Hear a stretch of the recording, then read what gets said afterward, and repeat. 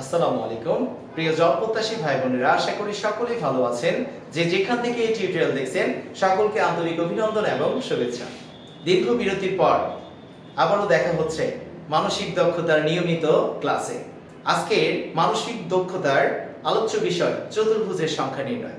ইনশাআল্লাহ পুরো ক্লাসটা করলে কয়েক সেকেন্ডের মধ্যে আপনি এই টাইপের সমস্যার সমাধান করতে পারবেন। তাহলে আমরা চতুর্ভুজ কাকে বলি? চতুর্ভুজ হচ্ছে চারটি রেখা পরস্পরকে ছেদ করলে যে আবদ্ধ আকৃতি তৈরি হয় তাকে আমরা কি বলি? চতুর্ভুজ বলি, তাই না? তাহলে চতুর্ভুজ তৈরি করার জন্য অবশ্যই চারটা রেখা পরস্পরকে ছেদ করতে হবে। যেখানে চারটি রেখা পরস্পরকে ছেদ করবে সেখানে আমরা একটা করে চতুর্ভুজ কাউন্ট করে ফেলবো। তাহলে এখন চতুর্ভুজ বের করার ক্ষেত্রে আমাদের তিনটা ধরনের প্রশ্ন করে। এক হচ্ছে বর্গ সংখ্যা নির্ণয় করো, এক হচ্ছে আয়ত সংখ্যা নির্ণয় করো, আর একটা চতুর্ভুজের সংখ্যা নির্ণয় করো। তাহলে আমরা বর্গ কাকে বলি? যে চতুর্ভুজের চারটা বাহু সমান এবং প্রত্যেকটা কোণ সমকোণ তাকে আমরা বলি বর্গ। আর যে চতুর্ভুজের বিপরীত বাহুগুলো সমান ও সমান্তরাল, প্রত্যেকটা কোণ সমকোণ তাকে আমরা বলি কি? আয়ত। তাহলে যখন ছোট টুকরোগুলো বর্গাকার হবে তখন সেখানে বর্গ ব্যতীত এবং আয়ত ব্যতীত অন্য কোনো চতুর্ভুজ তৈরি হবে না। তাহলে এখন ছোট টুকরোগুলো দুই ধরনের হতে পারে, এক বর্গাকার অথবা কি আয়তাকার। তাহলে টুকরাগুলো যদি বর্গাকার হয় সেক্ষেত্রে চতুর্ভুজ সংখ্যা এবং বর্গ সংখ্যা আমরা কিভাবে বের করব সেই ট্রিক্সটা একটু দেখে নিই। প্রথমেই ধরে নিলাম এই টুকরাগুলো হচ্ছে কি বর্গাকার। তাহলে আমি যদি মাথা খাটিয়ে করতে চাই তাহলে এখানে ছোট একটা বর্গ দেখা যাচ্ছে, এটা আরেকটা বর্গ, এটা আরেকটা বর্গ, এটা কি আরেকটা বর্গ। ছোট ছোট কয়টা বর্গ দেখা যাচ্ছে? চারটা। কয়টা? চারটা। আমি যদি এখন পুরাটা কল্পনা করি, পুরাটা মিলে কি হচ্ছে?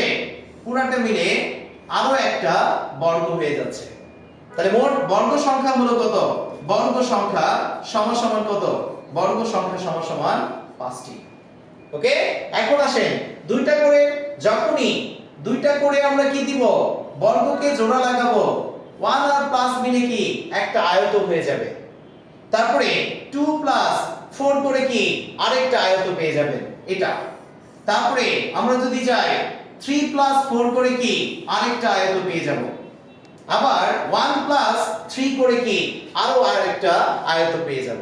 তাহলে মোট আয়ত সংখ্যা আমরা পাচ্ছি, আয়ত সংখ্যা কত? আয়ত সংখ্যা সমান সমান কি 4টি। ওকে, তাহলে আমরা জানি টুকরোগুলো যদি বর্গাকার হয় সেখানে বর্গ এবং আয়ত ছাড়া অন্য কোনো চতুর্ভুজ তৈরি হবে না। তাহলে বর্গ সংখ্যাও পেয়ে গেছি, আয়ত সংখ্যাও পেয়ে গেছি। তাহলে এদের সমষ্টি হবে কি? চতুর্ভুজ সংখ্যা। চতুর্ভুজ সংখ্যা, চতুর্ভুজ সংখ্যা কত হবে? 9। তাহলে এখন প্রশ্ন জাগে, এটা তো আমি মাথা কাটাই করতে পারি। তাহলে বড় বড় চিত্র দিলে তখন আর মাথা কাটবে না, গুনতে গুনতে দিন শেষ হয়ে যাবে কিন্তু কি অঙ্ক শেষ হবে না। ওকে, তাহলে এখানে ট্রিক্সটা আমরা কিভাবে অ্যাপ্লাই করব সেই জিনিসটা দেখেন। আমরা প্রথমেই বর্গ সংখ্যাটা বের করার ট্রিক্সটা দেখি। প্রথমে আমরা এটা সারি, এটা হচ্ছে কলাম, আর এই বরাবর কি এটা সারি। আগে কলাম বরাবর আমরা নাম্বারিং করব, দেখব কয়টা কলাম আছে। একটা, দুইটা, নাম্বারিং করে নিলাম। আবার সারি বরাবর নাম্বারিং করব, কয়টা সারি আছে? একটা সারি, দুইটা সারি। ওকে, তাহলে যখনই বর্গ সংখ্যা বের করতে বলবে আগে আমরা নাম্বারিং করে নিব। নাম্বারিং করে বর্গ সংখ্যা বের করার জন্য শেষ থেকে পর্যায়ক্রমে সারি এবং কলামের নাম্বারিং এর গুণফলের সমষ্টি হবে কি মোট বর্গ সংখ্যা। তাহলে এটা মানে কি? আবার শেষ থেকে মানে কি এই পাশের শেষেরটার সাথে এই পাশের শেষেরটা গুণ করবে, তারপরে তার আগেরটার সাথে কি এই পাশে তার আগেরটা গুণ করে জাস্ট যোগ করে দিব, আমার বর্গের সংখ্যা বের হয়ে চলে আসবে। তাহলে দেখো কত আসে এখানে? 2 আর 2 গুণ করলে কত? 2 গুণন 2 4 যোগ 1 গুণন 1 মানে কত? 1 গুণন 1 করলে 4 যোগ 1 সমান সমান কত? 5। বর্গ সংখ্যা বের হয়ে চলে আসছে। কথা ক্লিয়ার? এখন আয়ত সংখ্যা চতুর্ভুজ সংখ্যা আমরা কিভাবে বের করব? চতুর্ভুজ সংখ্যা বের করার ট্রিক্সটা আরো মজার। চতুর্ভুজ সংখ্যা বের করার জন্য এই যে নাম্বারিংটা করলেন, এই সারি বরাবর কলাম বরাবর নাম্বারিং এর যোগফল বের করবেন, কত আসে? 3। আবার সারি বরাবর নাম্বারিং এর যোগফল বের করব কত আসে 3 এই 3 আর 3 যদি গুণ করে দেই মোট চতুর্ভুজ সংখ্যা বের হয়ে চলে আসবে অর্থাৎ চতুর্ভুজ সংখ্যা বের করার জন্য সারি বরাবর নম্বরের সমষ্টি গুণন কি কলাম বরাবরের নম্বরের সমষ্টি করে দিলেই আমার কি চতুর্ভুজ সংখ্যা বের হয়ে চলে আসবে তাহলে দেখেন কত আসছে এখানে 3 গুণন 3 করলে কত আসে 3 গুণন 3 করলেই 9 চলে আসে কথা ক্লিয়ার এখন যদি আমি যাই আয়ত সংখ্যা কিভাবে পাবো টুকরা কি ছিল বর্গাকার তাহলে আমার বর্গ সংখ্যা জানা আছে আয়ত সংখ্যা জানা আছে আর জানা আছে কি এখানে বর্গ আর আয়ত ছাড়া অন্য কোনো চতুর্ভুজ তৈরি হবে না তাহলে আমি যদি মোট চতুর্ভুজ সংখ্যা থেকে বর্গ সংখ্যাটাকে বাদ দিয়ে দেই কি সংখ্যা বের হয়ে আসবে আয়ত সংখ্যা বের হয়ে চলে আসবে তাহলে কত হয় 9 বিয়োগ 5 সমান কি চারটা আয়ত সংখ্যা যাহা করলেন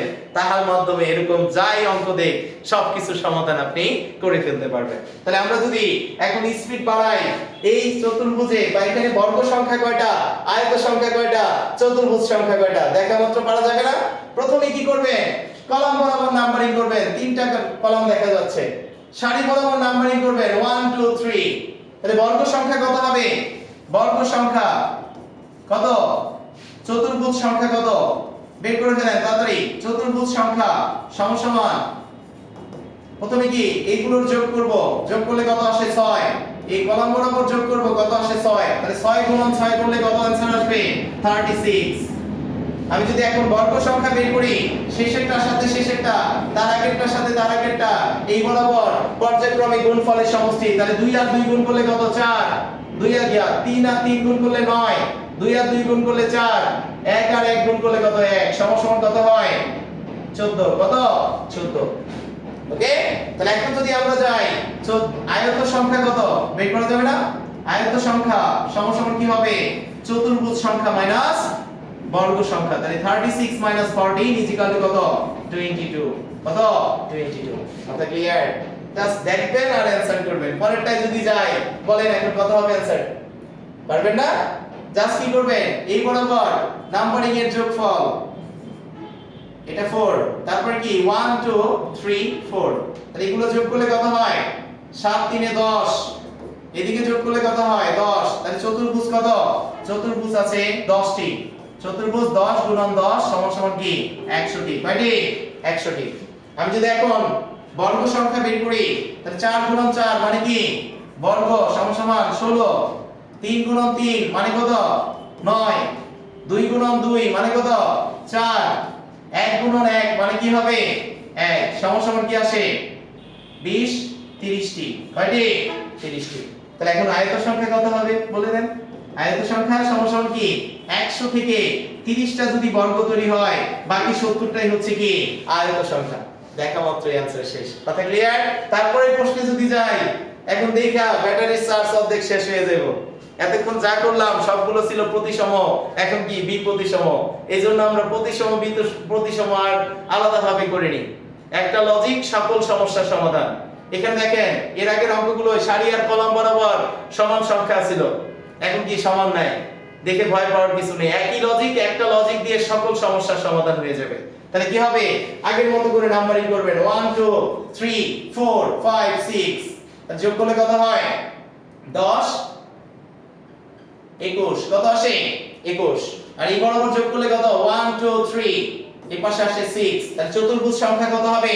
আগের মতো গুণফল চতুর্ভুজ সমান 21 গুণন কত 6 সমান 126 কত 126 আমি যদি এখন বর্গ সংখ্যা বের করি বর্গ তাহলে আমরা বর্গ সংখ্যা বের করার জন্য বলেছিলাম কি শেষ থেকে পর্যায়ক্রমে সংখ্যাগুলোর গুণফলের সমষ্টি তাহলে কি করবেন এই পাশে শেষের সাথে এই পাশে শেষেরটা গুণ করবেন তার আগেরটার সাথে এই পাশে তার আগেরটা এই পাশ থেকে তার আগেরটার সাথে তার আগেরটা আর এই দুইজন কি সিঙ্গেল এদের কোনো কাজ নাই এরা বাদ পড়ে যাবে তাহলে কি হবে বর্গ সংখ্যা 3 গুণন 6 যোগ 2 গুণন 5 যোগ 1 গুণন কত 3 সমান কি আসে 18 যোগ 10 যোগ কত 3 সমান 31 কয়টি 31 টি তাহলে এখন আয়ত সংখ্যা কত বলে দেন আয়ত সংখ্যা কত 126 থেকে আমি যদি 31টা বিয়োগ করে দেই आंसर চলে আসবে কত